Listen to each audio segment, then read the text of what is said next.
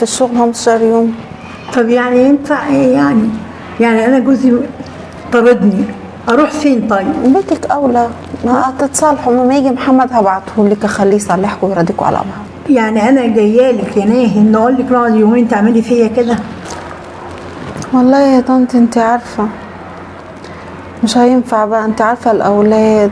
ليه يا حبيبتي؟ يا نهار اسود، ايه ده؟ طب وربنا يوم. طب يعني ينفع ايه يعني؟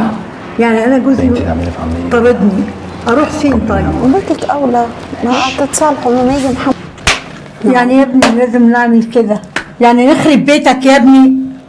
بس ما ينفعش تكدبي عليا يا عمتي. انا ما كدبتش. انت كتر خيرك اللي انت دريتي عليها، وانت يا هاني اتعلمت كده في بيت امك. امك لو جات هنعمل فيها نفس اللي انت عملها، ما دي في قيمه امي، الله يرحمها امي، بس عمتي مكانها. ينفع انت تعملي كده؟ معلش.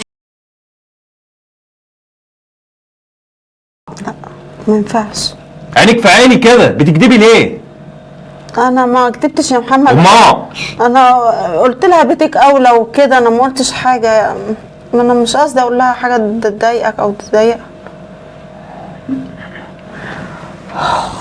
وانت يا عمتي لما شالتكيش الارض اشيلك فوق راسي من فوق، بس ما ينفعش تكدبي عليا يا عمتي وتقعدي بره ساعتين يا عمتي. ما كدبتش عليك. انا لما لقيتك هي بتبهدل فيكي سحبت نفسي زي ما حكيت لكم بالظبط، وقلت ايه؟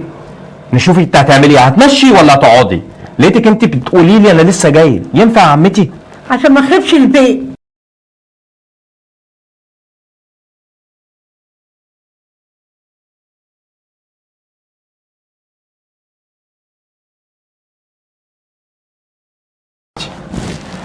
وانت قسما بالله لا اتصل بامك وابوك ويجي ياخدوكي عشان اللي انت عملتيه ده، والله لو اوديكي بيت ابوك وامك. والنبي ما تزعل نفسك وما تزعلهاش. ما ينفعش.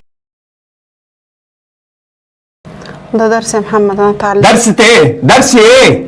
درس تبهدليها كده؟ دي كبيره في السن. معلش حرام عليكي. كلنا بنغلط.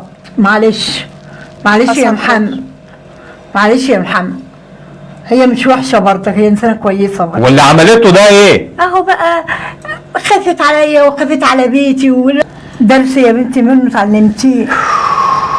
لا الكذب ينفع ولا الانسان يقابل واحد يقول لك لاقيني ولا تغديني. في مثل قالوا لاقيني ولا تغديني. انا ما كنتش عايزه منك غير ان انا نستريح بس لما الدنيا تشوف هتظبط معايا ازاي.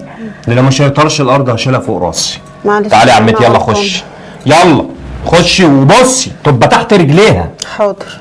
يلا يا عمتي خشي.